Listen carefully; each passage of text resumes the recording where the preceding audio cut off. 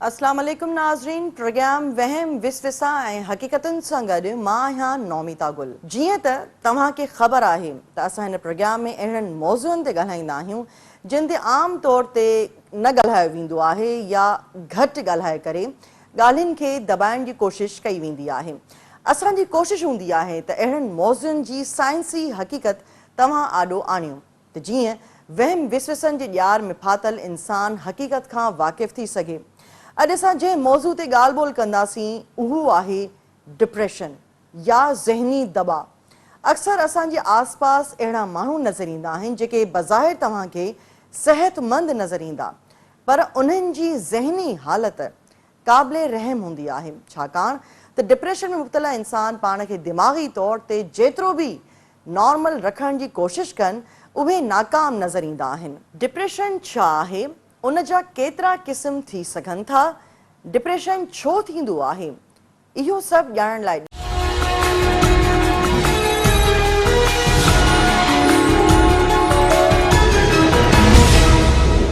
Welcome back नाज़रीन। हिकु भेरो ॿीहर प्रोग्राम में भलीकार तव्हांखे चवंदासीं। मां आहियां असां सां गॾु नौमिता गुल ऐं प्रोग्राम आहे वहम विसविसा ऐं हक़ीक़तूं। अॼु जो असांजो टॉपिक आहे डिप्रेशन। इन ई हवाले सां असां ॻाल्हि ॿोल कंदासीं। असांखे वीडियो लिंक ते जॉइन कयो आहे डॉक्टर इनायत मक्सी साहब। अस्सलाम वालेकुम डॉक्टर साहब। वालेकुम सलाम। डॉक्टर साहब, डिप्रेशन अॼु असांजो टॉपिक आहे, इन हवाले सां असां रिपोर्ट बि हलाईसीं। डिप्रेशन छा आहे ऐं डिप्रेशन जूं केतिरियूं क़िस्मूं आहिनि? डिप्रेशन हिकिड़ी अहिड़ी इंसानी तकलीफ़ आहे जेका इंसान खे थिए थी ऐं इंसान जे ज़हन, नफ़्सियात ऐं पूरे वजूद ते जेको समाजी वजूद आहे उन्ही ते असर विझे थी। ऐं उहा जॾहिं असरअंदाज़ थिए थी त उन जा टे क़िस्म आहिनि। हिकिड़ी जेका तमामु मामूली आहे, जेका कंहिं बि ॾुख ॾाखिड़े, कंहिं बि विछोड़े या ज़िंदगीअ जे कंहिं बि अहिड़े चइजे त वक़्त ते थी सघे थी जॾहिं कोई घर भाती मरी वियो हुजे, को प्यारो विछड़ी वियो हुजे, या ज़िंदगी में को हादसो थियो हुजे, या नौकरी हली वई हुजे, या घर रही पियो हुजे, या घर मां लॾणो पियो हुजे, या स्कूल छॾणो पियो हुजे, या कंहिंजी शादी थी वई हुजे, या कंहिंजी शादी टुटी वई हुजे। अहिड़ा जेके मामलात आहिनि, किन माण्हुनि खे उन्हीअ में मामूली डिप्रेशन थी पवंदी आहे। उन्ही खां पोइ जेका आहे विचथरी, जंहिंखे असां माइल्ड डिप्रेशन चऊं था, उहा आहे। ऐं आख़िरी जेको सतह आहे उन जी, उहा सिवियर डिप्रेशन आहे। त इहे टई जेके डिप्रेशन जा क़िस्म आहिनि, उन में जेको आख़िरी क़िस्म आहे उहो अहिड़ो आहे जंहिंखे पुराणे ज़माने में पंहिंजो अरब ऐं यूनानी मालिकोलिया जे नाले सां सॾींदा हुआ, मेलेंकोलिक। उहा डिप्रेशन अहिड़ी आहे जंहिंमें माण्हू ज़िंदगी खां बेज़ार थिए थो, पंहिंजे पाण खां बेज़ार थिए थो, चौधारी जे माहौल खां बेज़ार थिए थो, ऐं हुन जूं दिलचस्पियूं ज़िंदगीअ मंझां पंहिंजे प्यारनि ऐं पंहिंजनि बेझड़नि मंझां ख़तमु थियनि थियूं। हू जीअण ई नथो चाहे। ऐं इहा सॼी जेका सूरत हाल आहे, चिड़, कावड़, बेज़ारी, अजायो ॾुख, पंहिंजो पाण खे बेवजह ग़लति सम्झणु, किर्त जंहिंखे चऊं था, अहसास जुर्म ऐं अहसास जेको आहे गुनाह में मुब्तला थियणु, बेज़रर माना को हुजे बि न सबबु ऐं पोइ बि थी वञिजे, ऐं उहो अॻिते हली वञी अहिड़ी जाइ ते पहुचे जॾहिं हू पंहिंजे ज़िंदगीअ जे चौधारी जे हक़ीक़तुनि खां ई इनकार करे अंदरूनी हक़ीक़तूं पंहिंजूं ॿियूं जोड़े वेही रहे त मूं लाइ दुनिया ख़तमु थी वई आहे, जीअण अजायो आहे। तंहिंजे करे हिन ज़िंदगीअ मंझां हलियो वञण ई ॿियनि जी जान आजी कंदो ऐं मुंहिंजी पिणु जान आजी थींदी। ऐं इन्हीअ में पोइ ख़ुदकुशी जा ख़्याल अचनि ऐं ख़ुदकुशीअ जो अमल बि करे वेही रहिजे। इहो ख़ुदकुशीअ जो जेको अमल आहे डिप्रेशन में तमामु घणो थिए थो। उहा डिप्रेशन जेका शदीद डिप्रेशन हुजे ऐं अहिड़ी हुजे जंहिंमें माण्हू खे ज़िंदगीअ जे हर पहलूअ खां, हर मामले खां उंदह नज़र ईंदी हुजे ऐं माण्हू सम्झे त कुझु बि का बि उमेद न रही आहे। इंतिहाई नाउमीदी, इंतिहाई मायूसी, पाण खे अकेलो सम्झणु, बेयारो मददगार सम्झणु, बिल्कुलु मजबूर सम्झणु, दुनिया ते बार सम्झणु, ॿियनि ते बार सम्झणु, पंहिंजो पाण लाइ पाण खे ई वबाले जान सम्झणु, अज़ाबे जान सम्झणु, इहा उहा कंडीशन आहे जेका शुरू थिए थी। शुरूअ में जॾहिं मामूली हुजे थी त कॾहिं ईअं लॻंदो त माण्हू थकल आहे, माण्हू जो कम ते दिलि नथी चए, माण्हू अॼु न वञा, बिस्तरे मां न उथां, ऐं हीउ सॾु थियो आहे, फलाणो कमु करिणो अथमि, केरु कंदो, मूंखां न थींदो, सिर्फ़ु एतिरो त हीउ थांव खणी टेबल तां या खट तां होॾे रखां, इहो बि गौरव कमु आहे, मूंखां नथो थिए। ॿिनि माण्हुनि पाण में ॻाल्हायो त ज़ोर सां छो था ॻाल्हायो, मुंहिंजो मथो थो फाटे, रोशनी त बंदि कयो, मूंखे तंग पई थी करे, इहो दर ते बार बार पुछो था। इतां शुरू थी वञी हू जेका आख़िरी मेलेंकोलिक या मालिकोलिया वारी सूरत हाल आहे उते पहुचे थी। डिप्रेशन असां वटि हिन मुल्क में जिथे असां रहूं था उते हुन जा कुझु अहिड़ा पहलू बि आहिनि जेके आम तौर ते टेक्स्ट बुक्स में, ऐं अफ़सोस सां चवणो पवंदो, असांजे डॉक्टर्स खे बि ख़बर कोन्हे त इहो बि पासो आहे असां वटि डिप्रेशन। असां वटि जेको जंहिं स्क्रीन ते पाण हिक ॿिए खे ॾिसी रहिया आहियूं, इन जो हिकिड़ो वॾो किरदारु आहे। मोबाइल फोन जी स्क्रीन, कंप्यूटर जी स्क्रीन या टीवी स्क्रीन। तव्हां ॾिठो हूंदो त 1990 या 94 वारे दौर खां पोइ 2022 वारे दौर ताईं इन जो इस्तेमालु तमामु घणो वधियो आहे। हाणे 2022 में ताज़ी हिकिड़ी रिसर्च चाइना मां शाया थी आहे। उहा रिसर्च असांजूं अखियूं खोलींदड़ आहे, जेके बि डिप्रेशन सां वाबस्ता आहे बीमारी। उहा इहा आहे त जेको बि माण्हू स्क्रीन जो इस्तेमालु ख़ासि तौर ते नौजवान 1 कलाक खां 5 कलाकनि ताईं कनि था, उन्हनि में डिप्रेशन थियण जा इम्कानात 58% वधी था वञनि बनिस्बत उन्हनि जे जेके 1 कलाक या 1 कलाक खां घटि स्क्रीन इस्तेमालु। ऐं स्क्रीन जो मतिलबु इहो ई आहे त तव्हां या त टीवी ॾिसो, या त मॉनिटर ते वेठा हुजो कंप्यूटर ते, या पंहिंजे सेल फोन या मोबाइल फोन खे। डॉक्टर साहब, जीअं तव्हां ॿुधायो त इंसान जेको आहे डिप्रेशन में इन करे हलियो थो वञे त उन सां को ज़िंदगी में हादसो थो पेश अचे या कोई मरी थो वञे, उहो पंहिंजे ज़हन ते उन ॻाल्हि खे तारी थो करे छॾे। यानी कि कंहिं बि ॻाल्हि खे ज़हन ते तारी करणु ऐं एतिरो तारी करणु जो तव्हांखे ज़िंदगी बिल्कुलु बेरंग नज़र अचे, आसान लफ़्ज़नि में इहो ई चई सघूं था त डिप्रेशन जी माना इहा निकिरे थी।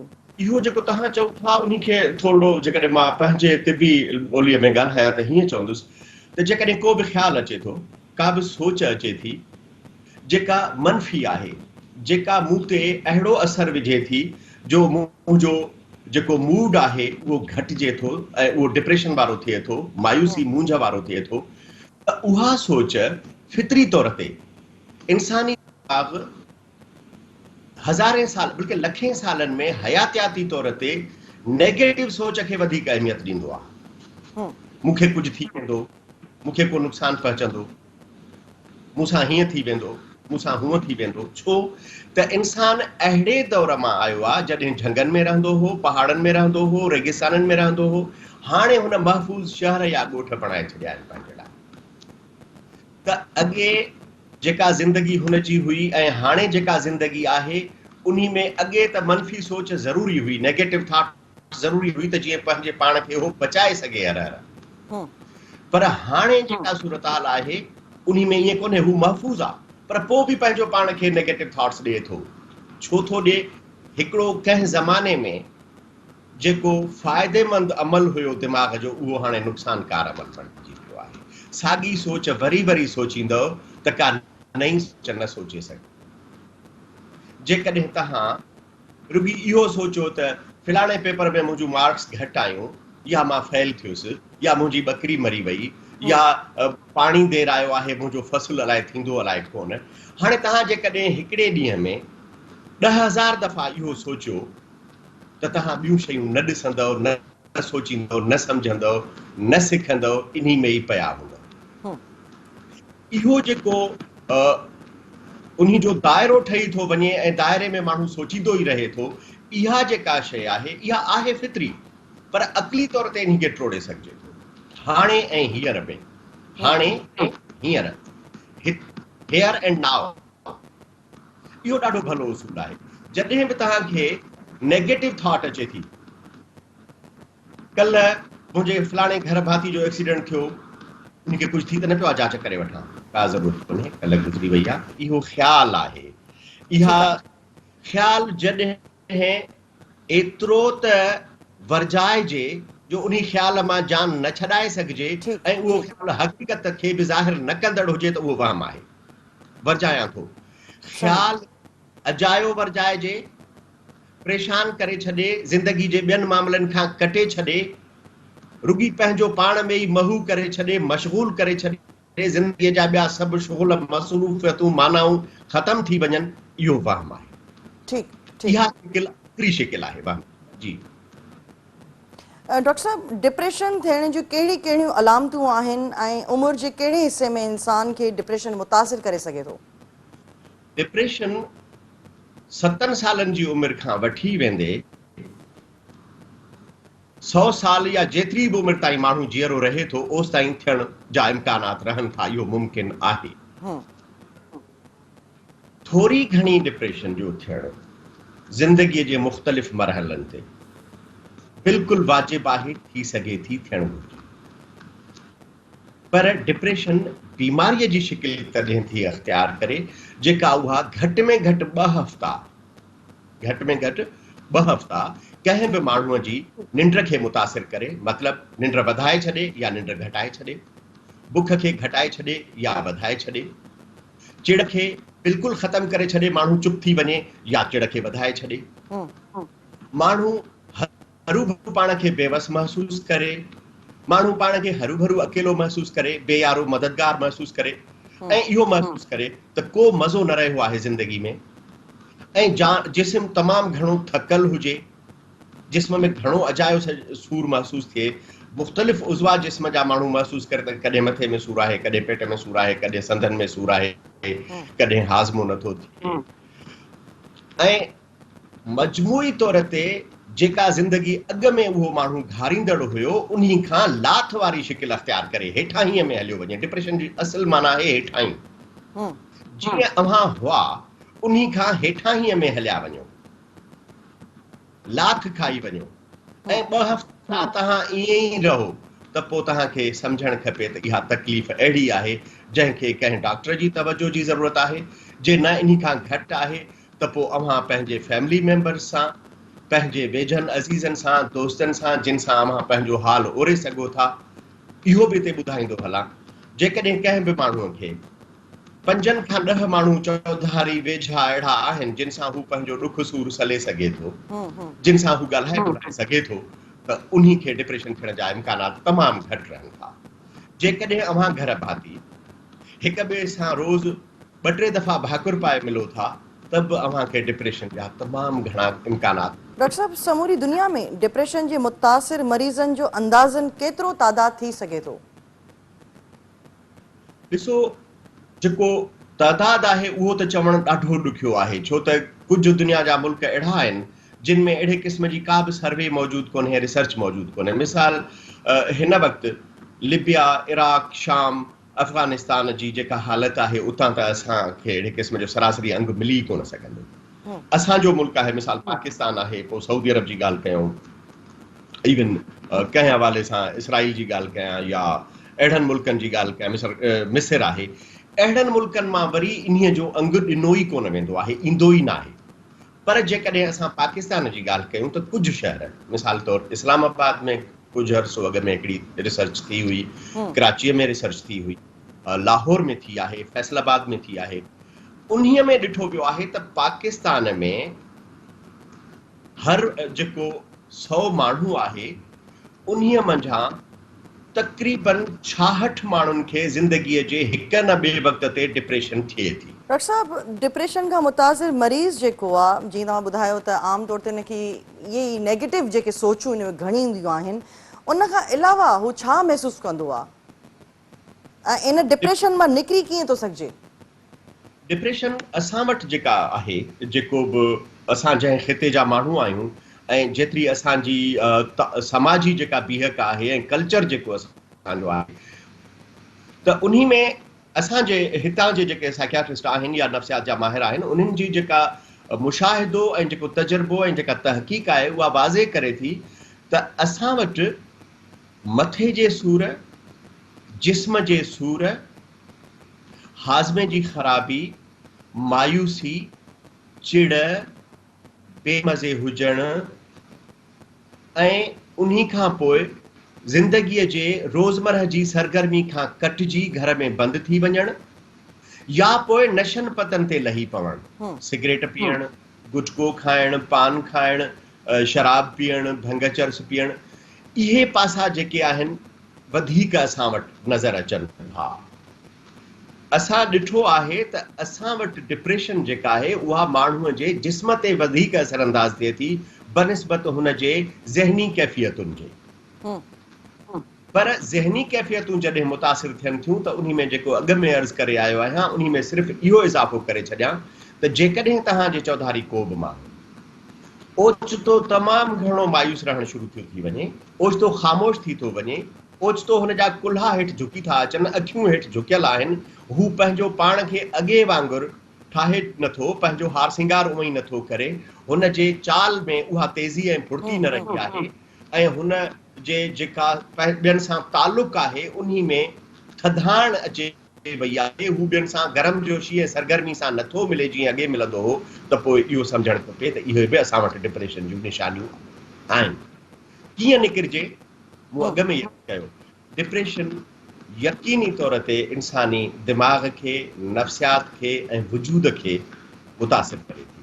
जॾहिं मुतासिर करे थी त इन जा असांखे टे चारि पासा ॾिसणा पवंदा। जेकॾहिं को माण्हू पंहिंजे दोस्तनि, पंहिंजे घर भातियुनि, पंहिंजे कम वारी जाइ, पंहिंजे समाज, पंहिंजे पाड़े में ॿियनि माण्हुनि सां तमामु घणो ॻंढियल आहे, तालुक़ में आहे ऐं हुन जो तालुक़ अहिड़ो आहे जो माण्हू वरी हुन खां पुछणु अचनि था त सिर्फ़ु रुॻी कोई पुछे अव्हां खां त कहिड़ा हाल आहिनि, त तव्हां पंहिंजो हाल जेकॾहिं चइनि माण्हुनि खे ॾींहं में 4 दफ़ा ॿुधायो त बि तव्हां ॼण पंहिंजी डिप्रेशन जो इलाजु कयो। जेका माइल्ड डिप्रेशन आहे, जेका मामूली डिप्रेशन आहे, उहा उते ई ठीकु थी सघे थी। जॾहिं उहा अहिड़ी बणिजे थी जेका विच थरी आहे या अहिड़ी डिप्रेशन आहे जेका आम माण्हुनि जे सम्झ में बि नथी अचे ऐं उहे उनखे ठीकु बि नथा करे सघनि, त पोइ उन लाइ लाज़मन तव्हांखे डॉक्टर वटि वञिणो पए थो। तव्हांजो पंहिंजो जनरल प्रैक्टिशनर जंहिं वटि फैमिली वेंदी आहे उहो इन खे सम्झी सघे थो ऐं उन खां अॻिते जेकॾहिं अञा वञो त साइकियाट्रिस्ट वटि वञी सघो था। उते इन जो घणो तणो इलाजु, माइल्ड डिप्रेशन जो इलाजु जेको आहे उहो अधु दवा सां आहे, अधु ॻाल्हि ॿोल ऐं गुफ़्तगू सां आहे। डिप्रेशन ऐं एंज़ाइटी सभ खां सवली ॻाल्हि इहा आहे त गुफ़्तगू जे ज़रिए उन जो इलाजु मुमकिन आहे। बाक़ी जेका शदीद डिप्रेशन आहे, मेलनकॉलिक डिप्रेशन जेका आहे, जेका डिप्रेसिव डिसऑर्डर जी शिकिल अख़्तियार करे थी वञे, सॼी ज़िंदगी खे जेका मुतासिर करे थी, ज़ाहिर आहे उन में इलाजु दवाउनि जे ज़रिए घणो आहे ऐं उहो माहिरनि जे ई वस जी ॻाल्हि आहे त उन्हनि सां गॾिजी इन जो इलाजु कजे। पर दोस्त, घर भाती ऐं कम ते जेके गॾु कमु कंदड़ आहिनि उन्हनि जी मदद माण्हूअ खे 100% इन डिप्रेशन खां कढी सघे थी, कढण जो दम रखे थी। जी डॉक्टर साहब, आख़िरी सवाल ॾांहुं वेंदासीं त असांजे समाज में जीअं तव्हां चयो त जेको मुतासिर आहे, मरीज़ आहे जेको डिप्रेशन जो, उनखे माण्हुनि सां ॻाल्हाइणु खपे ऐं जीअं पाण खे हल्को फुल्को महसूसु करे। असांजे समाज में आम तासुर इहो ॾिनो वेंदो आहे त डिप्रेशन में मुतासिर मरीज़नि जी ज़हनी कैफ़ियत खे सीरियस न वरितो वेंदो आहे ऐं अक्सर मरीज़ समेत संदसि घर वारा कंहिं बि माहिर नफ़्सियात ॾे वञण खां लवाईंदा आहिनि। इन जो कहिड़ो सबबु थी सघे थो? समाजी तौर ते असां सम्झंदा आहियूं त जेकॾहिं को बि माण्हू परेशान आहे, ॻणती थो करे ऐं उनखे मनफ़ी सोचूं या नेगेटिव थॉट्स थियूं अचनि या पंहिंजे ज़िंदगीअ सां मोह नथो ॾेई सघे मुख़्तलिफ़ मसइलनि सां, मामलनि सां, ऐं घणो तणो पंहिंजे तकलीफ़ जूं दाहूं थो करे, त असां उनखे चवंदा आहियूं हिमत कर, मुड़ुस थी, हिमत कर, का ॻाल्हि न आहे, मोह ॾेई वेंदे। इहो चवणु रोकणु घुरिजे, इहो चवण जी का बि ज़रूरत न आहे। इहो चई असां अॻिले माण्हू खे वधीक मुंझाए ऐं मायूस करे रहिया आहियूं। डिप्रेशन कम हिमती जो नालो न आहे, डिप्रेशन बुज़दिली जो नालो न आहे, डिप्रेशन कमज़ोरी जो नालो न आहे। महिरबानी करे इहो असां सभिनी खे सम्झी छॾणु खपे त कंहिंखे बि हिमत ॾियारण सां डिप्रेशन ठीकु न थी वेंदी, कंहिंखे बि तनक़ीद करे ठीकु नथो करे सघिजे, ताना हणी ठीकु नथो करे सघिजे। इन्ही जो तरीक़ो इहो आहे त हिमत अफ़ज़ाई ज़रूरु कयो, हिमत अफ़ज़ाई ज़रूरु कयो, हिमत वधायो सही, हिमत ॾियो सही, उन सां गॾिजी तव्हां हुन जी तकलीफ़ मां निकिरण जो बंदोबस्तु कयो, पर हुनखे धिका ॾेई हलाइण जी कोशिशि न कयो। हुनखे इहो न चओ, ज़बान जूं जा चहब कहाणी हुनखे न उथारियो त तूं उथी वञ, ठीकु थी वियो, जिस्म ते तुंहिंजे में कुझु बि कोन्हे, जिस्म त सॼो ठीकु आमतौर अथई। ते ईअं या सीरियस न वरितो वेंदो आहे, अलाए मतिलबु वठण ड्रामा जी थो करे, अलाए ईअं छो सुम्ही पियो आहे या सुम्ही पई आहे।